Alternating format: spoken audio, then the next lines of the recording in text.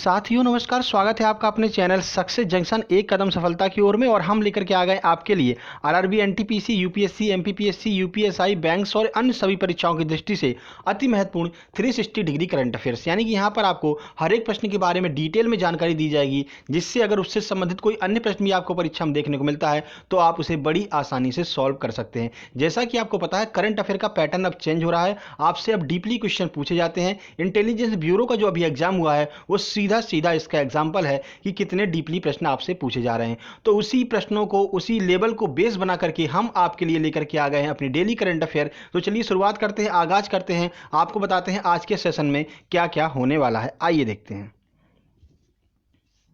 तो देखिए, सबसे पहले यस्टरडे का रिवीजन कराया जाएगा। तो यस्टरडे का रिवीजन कराने की आज कोई आवश्यकता नहीं, क्योंकि कल हमने आपको पूरे सप्ताह भर का रिवीजन करा दिया था वीकली करंट अफेयर वाले वीडियो में। तो आज अपनी शुरुआत होगी टुडे करंट अफेयर से। तो टुडे करंट अफेयर के जो भी महत्वपूर्ण प्रश्न होंगे उसको विद फोटो विद एनिमेशन आपको पूरी डिटेल में जानकारी के साथ में कराया जाएगा। उसके बाद एमपी करंट अफेयर के महत्वपूर्ण प्रश्न होंगे, उनको भी आपको विद डिटेल और विद एनिमेशन फोटो के साथ में कराया जाएगा।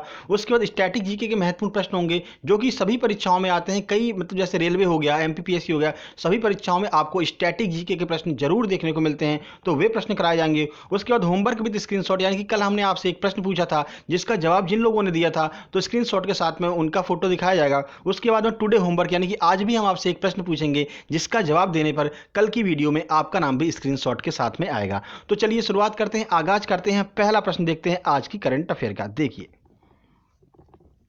तो पहला प्रश्न है, किस राज्य सरकार ने अपने कुल व्यय का 25% कोविड-19 के लिए आवश्यक सामग्रियों के लिए सब्सिडी पर खर्च करने की बात की है। यानी कि सब्सिडी पर खर्च किया जाएगा अपने जो भी राज्य में व्यय हुआ है उसका 25%। किस राज्य सरकार ने यह घोषणा की है? मध्य प्रदेश, उत्तर प्रदेश, राजस्थान या फिर बिहार? तो चलिए आंसर देख लेते हैं। तो सही आंसर बी, यानी कि उत्तर प्रदेश राज्य सरकार ने यह घोषणा की है कि उनकी जो भी व्यय होगा पूरा साल भर का, उसका 25% जो है वो कोविड-19 के ऊपर खर्च किया जाएगा। आइए देखते हैं। तो देखिए, 15 मई 2021 को सीएम योगी आदित्यनाथ के नेतृत्व में उत्तर प्रदेश कैबिनेट ने कुल व्यय का 25% सब्सिडी प्रदान करने की घोषणा को मंजूरी दी है।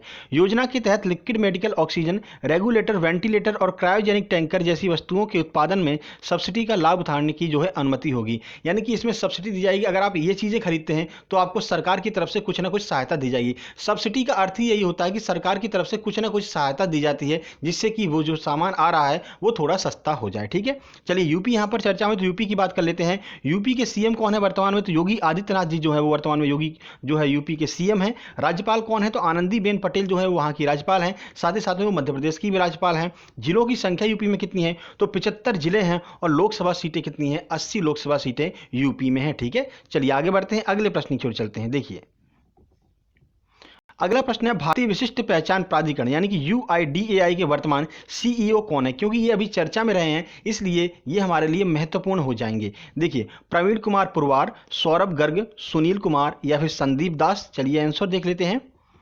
तो इसका सही आंसर बी, यानी कि सौरभ गर्ग जो हैं वो वर्तमान में यूआईडीएआई यानी कि जो आधार कार्ड बनाने वाली कंपनी है उसके वर्तमान में सीईओ हैं। ऐसे आप याद रखिए तो याद रहेगा।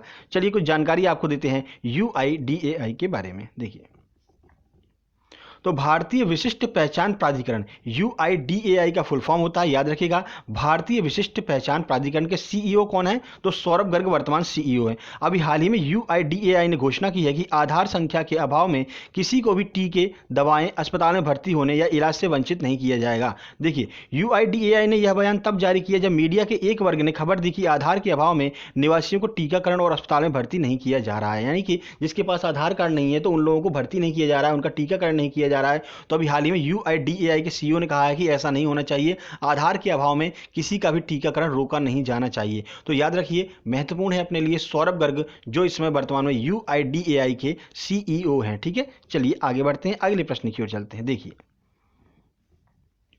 किस प्रसिद्ध लेखक ने अपनी सबसे पसंदीदा 25 कहानियों को एक नई किताब में संकलित किया है? खुशवंत सिंह, रस्किन बॉन्ड, विक्रम सेठ या फिर गणेश सैनी? चलिए आंसर देख लेते हैं। सही आंसर है बी, यानी कि रस्किन बॉन्ड ने अपनी पसंदीदा 25 कहानियों को एक किताब में संकलित किया है और एक नई किताब जारी की है। अब ये हमारे लिए बहुत ज़्यादा महत्वपूर्ण है, क्योंकि भारत सरकार के द्वारा और दिल्ली सरकार के द्वारा इन्हें पुरस्कृत किया गया है। तो आइए देखते हैं इनके बारे में कुछ जानकारी। देखिए, प्रसिद्ध कहानी लेखक रस्किन बॉन्ड ने अपनी सबसे पसंदीदा कहानियों में से 25 को एक नई किताब all time favourite for children में संकलित किया है। किताब का नाम याद रखिएगा, all time favourite for children. ये किताब आपसे पूछी जा सकती है आपकी परीक्षाओं में।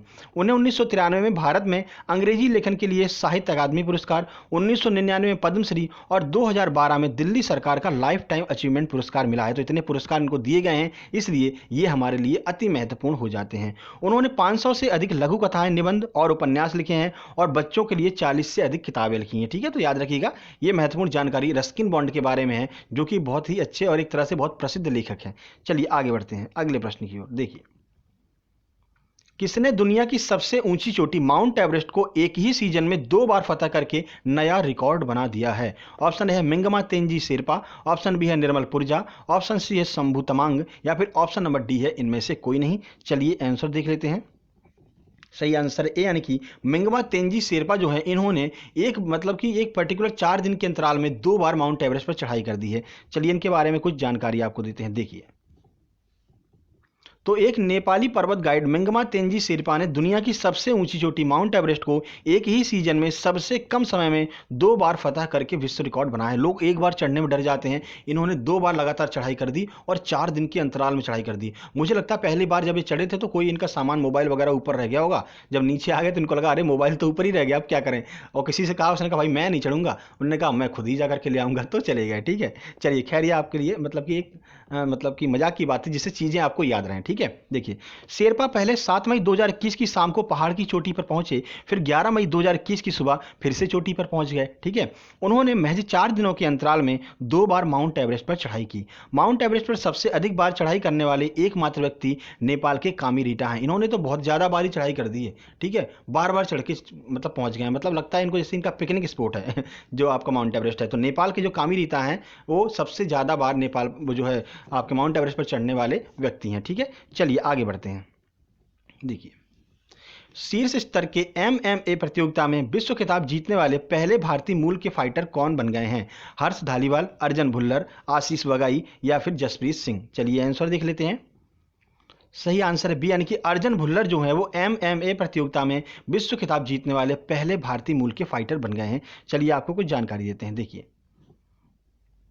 अर्जन भुल्लर शीर्ष स्तर के MMA प्रतियोगिता में विश्व खिताब जीतने वाले पहले भारतीय मूल के फाइटर बन गए हैं। फाइटर ये एक बॉक्सर हैं। तो जो MMA है वो एक तरह का प्रोफेशनल यहाँ पर टूर्नामेंट होता है बॉक्सिंग का। ठीक है, तो ये एक फाइटर बन गए हैं जो कि भारतीय मूल के हैं और पहले ऐसे फाइटर हैं। ठीक है, वह सिंगापुर स्थित वन चैंपियनशिप में फिलिपिनो अमेरिकन के ब्रैंडन वेरा को हरा करके हैवी वेट विश्व चैंपियन बने हैं। तो इन्होंने किसको हराया? ब्रैंडन वेरा को हराया, ये भी आपको याद रखना है। वे ओलंपिक में कनाडा का प्रतिनिधित्व करने वाले पहले भारतीय मूल के फ्री स्टाइल पहलवान भी बने। ठीक है, फिलहाल ये कनाडा में रहते हैं, इसलिए कनाडा का ये प्रतिनिधित्व करते हैं और कनाडा की तरफ से खेलते हैं, लेकिन भारतीय मूल के ये पहलवान हैं। चलिए आगे बढ़ते हैं। याद रखिएगा इनको, क्योंकि इनको अभी हाल ही में इन्होंने जो है पहले कोई भी चीज़ अगर पहली बार होती है तो आपकी परीक्षाओं की दृष्टि से अति महत्वपूर्ण हो जाती है। देखिए, जावेद अख्तर का मई 2021 में निधन हो गया। वे निम्नलिखित में से किसके पूर्व महानिदेशक थे? ITBP, अग्निशमन एवं home guard board, central reserve police बल या फिर सीमा सुरक्षा बल। तो बताइए किसके महानिदेशक रह चुके हैं जावेद अख्तर, जिनका भी हाल में कोविड-19 की वजह से निधन हो गया है? आइए आंसर देख लेते हैं। सही आंसर है बी यानी कि अग्निशमन एवं होमगार्ड के जो पूर्व महानिदेशक रह चुके हैं कौन? जावेद अख्तर, जिनका अभी हाल ही में कोविड-19 की वजह से निधन हो गया। तो जितने भी सैन्य कर्मचारी हैं, जितने भी महान व्यक्तित्व हैं, जितने भी लेखक हैं जिनका कोविड-19 की वजह से निधन हुआ है, आपको जरूर याद रखना है, क्योंकि ये परीक्षा में प्रश्न बनकर के बिल्कुल आएगा ही आएगा। किसी न किसी परीक्षा में आपको टकराने वाले हैं ये प्रश्न। चलिए इनके बारे में कुछ जानकारी आपको देते हैं। देखिए, तो वरिष्ठ IPS अधिकारी जावेद अख्तर का 14 मई को कोविड-19 की जटिलताओं की वजह से निधन हो गया। Javed Akhtar UP cadre 1986 batch के IPS अधिकारी थे। तो यूपी कैडर के थे, 1986 बैच के IPS अधिकारी थे।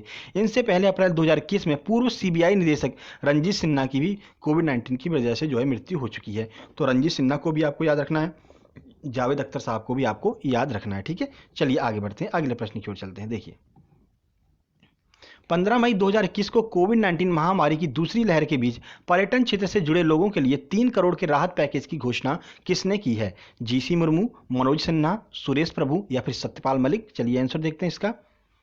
सही आंसर बी यानी कि मनोज सिन्हा ने 3 करोड़ रुपए की राहत पैकेज की घोषणा की है। अब ये किसके लिए की है, आइए देखते हैं। तो देखिए, जम्मू कश्मीर के उपराज्यपाल मनोज सिन्हा ने 15 मई 2021 को कोविड-19 महामारी की दूसरी लहर के बीच पर्यटन क्षेत्र से जुड़े लोगों के लिए 3 करोड़ रुपए के राहत कोष की घोषणा की है। इस पैकेज के तहत 4,444 पंजीकृत शिकारा मालिकों और 1,370 पर्यटक गाइडों आदि को 2,000 रुपए की वित्तीय सहायता प्रदान की जाएगी। यानी कि 2,000 रुपए की जो है मासिक वित्तीय सहायता इन लोगों को प्रदान की जाएगी जिनका जो है पर्यटन जो है यहाँ पर पर्यटन की वजह से जिनका खर्चा चल रहा था, लेकिन अब पर्यटन हो नहीं रहा है जम्मू कश्मीर में। ठीक है, तो इन लोगों को 2,000 रुपए मासिक यहाँ पर खर्चा दिया जाएगा। अब देखिए, जम्मू कश्मीर के उपराज्यपाल तो आपको पता चल ही गया कि मनोज सिन्हा है। अब जम्मू कश्मीर के राष्ट्रीय उद्यान कई बार परीक्षाओं में पूछे जाते हैं, तो देखिएगा, दाचिंगम राष्ट्रीय उद्यान जम्मू कश्मीर में है, सलीम अली राष्ट्रीय उद्यान जम्मू कश्मीर में है, काजी नाग एवं किश्तवाड़ नेशनल पार्क भी आपका जम्मू कश्मीर में है और कई बार ये परीक्षाओं में पूछा जाता है। डल झील जो है वो भी आपकी जम्मू कश्मीर में है। ठीक है, चलिए आगे बढ़ते हैं, अगले प्रश्न की ओर चलते हैं। देखिए, तो यहां पर आपकी टुडे करंट अफेयर खत्म होती है। आपकी एमपी करंट अफेयर 17 मई की स्टार्ट होने वाली है। आइए देखते हैं मध्य प्रदेश करंट अफेयर के महत्वपूर्ण प्रश्नों को। प्रश्न नंबर 1 आपके सामने आ रहा है, देखिए, कोविड-19 के पश्चात होने वाले ब्लैक फंगस रोग के इलाज के लिए मध्य प्रदेश ने किस राज्य से 2,000 इंजेक्शन मंगवाए हैं? गुजरात, बिहार, पश्चिम बंगाल या फिर उत्तराखंड? आइए आंसर देखते हैं। सही आंसर ए यानी कि गुजरात राज्य से मध्य प्रदेश ने 2,000 इंजेक्शन मंगवाए हैं ब्लैक फंगस रोग को ठीक करने के लिए। अब ये क्या है ब्लैक फंगस रोग और कहाँ से ये इंजेक्शन मंगवाए गए हैं, वो सारी जानकारी आइए आपको देते हैं। कौन सा इंजेक्शन है ये, देखिए, तो शहर में तेजी से फैल रहे ब्लैक फंगस रोग के रोकथाम के लिए मुख्यमंत्री शिवराज सिंह ने गुजरात से 2,000 एम्फोटेरिसिन इंजेक्शन हवाई जहाज से मंगवाए हैं। तो गुजरात से मंगवाए हैं, आपको याद रखना है। ब्लैक फंगस रोग ज़्यादातर कोविड-19 के पश्चात होने वाला रोग है, यानी कि कोविड-19 के पश्चात जो भी रोगी ठीक हो जाते हैं तो उनको ब्लैक फंगस रोग होने की संभावना यहाँ पर बढ़ रही है। देखिए, इस रोग के लक्षण क्या है, तो आंखों में जलन होना, मानसिक भ्रम होना, सांस लेने में परेशानी, ये सब जो है ब्लैक फंगस रोग के लक्षण हैं। तो याद रखिएगा, आपको आंखों में समय समय पर आई ड्रॉप डालती रहनी है। वो आई ड्रॉप जो आपकी आंखों को बिल्कुल मतलब कि सही करे, कोई स्पेशल आई ड्रॉप नहीं है, जो भी आई ड्रॉप आपकी आंखों को सही करे यानी कि सफाई कर दे पूरे आंखों की, वो आपको समय समय पर जो है आपकी आंखों में डालते रहनी, क्योंकि ये एक तरह से आंखों पर बहुत ज़्यादा प्रभाव डाल रहा है ब्लैक फंगस रोग। ठीक है, चलिए आगे बढ़ते हैं। देखिए, अगला प्रश्न, 16 मई 2021 को किस स्थान पर 4.5 करोड़ रुपए की लागत से निम्नलिखित निर्मित प्राथमिक स्वास्थ्य केंद्र का उद्घाटन किया गया है? मुरैना, रतलाम, बड़ौनी या फिर डिंडौरी? चलिए आंसर देखते हैं। सही आंसर है सी यानी कि बड़ौनी में जो है 4.5 करोड़ रुपए की प्राथमिक स्वास्थ्य केंद्र का यहाँ पर उद्घाटन किया गया है। आइए देखते हैं किसने किया है ये उद्घाटन। देखिए, तो 16 मई 2021 को मध्य प्रदेश के गृह मंत्री डॉक्टर नरोत्तम मिश्रा के द्वारा दतिया के बड़ौनी में 4.5 करोड़ रुपए की लागत से बने प्राथमिक स्वास्थ्य केंद्र का उद्घाटन किया गया है। यहीं पर श्री मिश्रा के द्वारा 10 बिस्तर के एक ऑक्सीजन वार्ड का भी शुभारंभ किया गया है। और हमने आपको बताया था कि इस समय दतिया में जो भी कार्य हो रहे हैं कोविड-19 के बारे में, उसकी जानकारी लेने के लिए गृह मंत्री नरोत्तम मिश्रा जी वहां पर पहुंचे हुए हैं। तो ये सारा उद्घाटन उनके द्वारा किया गया है। ठीक है, चलिए आगे बढ़ते हैं।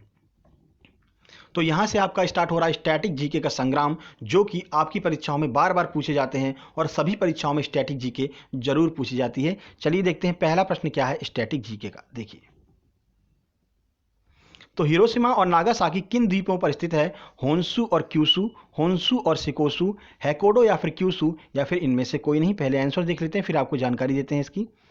देखिए, सही आंसर ए यानी कि होन्शु और क्यूशु द्वीप पर जो है हिरोशिमा और नागासाकी स्थित है। देखिए, हिरोशिमा जापान के होन्शु द्वीप पर और नागासाकी क्यूशु द्वीप पर स्थित है।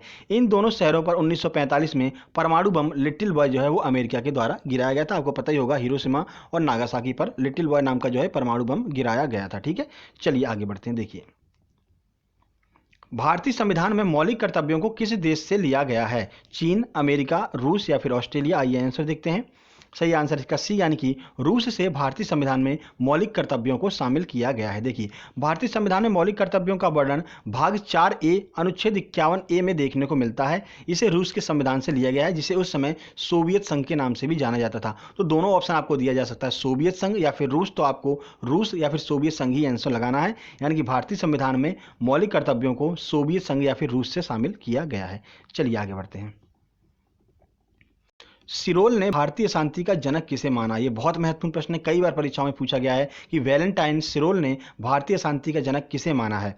महात्मा गांधी, बाल गंगाधर तिलक, लाला लाजपत राय या फिर सुभाष चंद्र बोस? चलिए आंसर देखते हैं। सही आंसर बी यानी कि बाल गंगाधर तिलक को वैलेंटियन सिरोल ने जो है भारतीय शांति का जनक माना है। देखिए, वैलेंटियन सिरोल ने भारतीय शांति का जनक बाल गंगाधर तिलक को माना है। तिलक के द्वारा ही शिवाजी उत्सव और गणेश उत्सव प्रारंभ किए गए थे महाराष्ट्र में। ठीक है, ये एक उग्रवादी नेता थे, लाल बाल पाल में इनका नाम भी आता है। ठीक है, बाल गंगाधर तिलक का। तो चलिए आगे बढ़ते हैं, ये सारी जानकारी आपके लिए बहुत ज़्यादा महत्वपूर्ण थी। आगे बढ़ते हैं। देखिए, तो कल हमने आपसे एक प्रश्न पूछा था कि फॉरवर्ड ब्लॉक की स्थापना किसके द्वारा की गई थी, तो उसका सही आंसर था सुभाष चंद्र बोस। आइए देखते हैं किन लोगों ने यहाँ पर कमेंट किया। देखिए, रिवीजन वाली वीडियो आप लोग नहीं देखते हैं, इससे मेरा उत्साह बहुत कम होता है। ठीक है, हम बंद ही कर देंगे रिवीजन वाली वीडियो। मतलब कि देखिए, सिर्फ महज कुछ लोगों ने यहाँ पर कमेंट किया है रिवीजन वाली वीडियो पर। इतनी मेहनत से हम पूरे सप्ताह भर की रिवीजन की वीडियो आपके लिए लेकर के आते हैं विद फुल डिटेल, पूरी जानकारी के साथ में, कि आपका एक भी प्रश्न कहीं से भी गलत नहीं होना चाहिए, लेकिन आप लोगों का रिस्पॉन्स वहाँ पर देखने को नहीं मिलता है।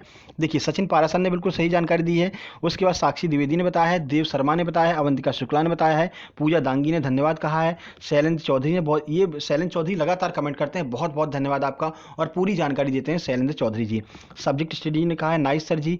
उसके बाद सचिन पारासर, साक्षी द्विवेदी। तो मतलब इन लोगों ने, कुछ महज गिने चुने लोगों ने यहाँ पर रिवीजन वाली वीडियो देखी है और शेयर किया है। तो यार वीडियो देखा कीजिए, शेयर किया कीजिए, बहुत मेहनत लगती है ऐसी वीडियो बनाने में। ठीक है, आपका फायदा ये, फ्री में सारी चीजें आपको मिल रही हैं। एक भी प्रश्न आपका करंट अफेयर का इससे बाहर नहीं जाने वाला, याद रखिएगा। और परीक्षाओं में करंट अफेयर जरूर पूछी जाएगी, क्योंकि अब करंट अफेयर का ही बेस और लेवल जो है बढ़ा रहे हैं करंट अफेयर का। ठीक है, आपको करंट की जानकारी होना बहुत ज्यादा अनिवार्य है। आपकी परीक्षाओं में कल का करंट अफेयर भी पूछा जा सकता है। अगर आज आपकी परीक्षा है ना, तो कल का करंट अफेयर भी पूछा जा सकता है। ठीक है, चलिए आगे बढ़ते हैं, आज के प्रश्न की बात करते हैं। देखिए, तो आज का आपका प्रश्न है, चंबल नदी का प्राचीन नाम क्या था। प्रश्न एक बार फिर से सुनिए, चंबल नदी का प्राचीन नाम क्या था। जितनी भी ज़्यादा जानकारी आपको मिल सके गूगल से या फिर कहीं से भी, आप कमेंट बॉक्स में कमेंट जरूर कीजिएगा, क्योंकि जो भी बात आप कमेंट बॉक्स में कमेंट कर देते हैं वो आपके दिमाग पे एकदम छप जाती है, और वो प्रश्न कभी भी गलत नहीं होता है। ठीक है, मैं वादा कर रहा हूँ, मैं दावा कर रहा हूँ, जितने भी लोग यहाँ पर डेली कमेंट करते हैं, जितने भी लोगों ने रिवीजन वाली वीडियो देखी है, मैं वादा कर रहा हूँ आपसे, इन सब का एक ना एक जो है एग्जाम में सिलेक्शन होना बिल्कुल तय है। और जो डेली इस वीडियो के साथ बने हैं, डेली सक्सेस जंक्शन परिवार के साथ बने हैं, उनका सिलेक्शन होना बिल्कुल तय है। क्योंकि हम एक ही वीडियो में आपके लिए मध्य प्रदेश भी ले आते हैं, स्पोर्ट जीके भी ले आते हैं, करंट अफेयर भी ले आते हैं, और स्टैटिक जीके भी ले आते हैं। कहां से आएगा भाई प्रश्न, जीके कहां से जाएगी, इससे बाहर कहीं जाने वाली नहीं है जीके। ठीक है, देखिए, बाकी हम एमपीपीएससी वालों के लिए डेली दोपहर में 12:30 बजे प्रैक्टिस सेट लेकर के आते हैं। पहले हम पर्यावरण का प्रैक्टिस सेट लेकर के आए हैं।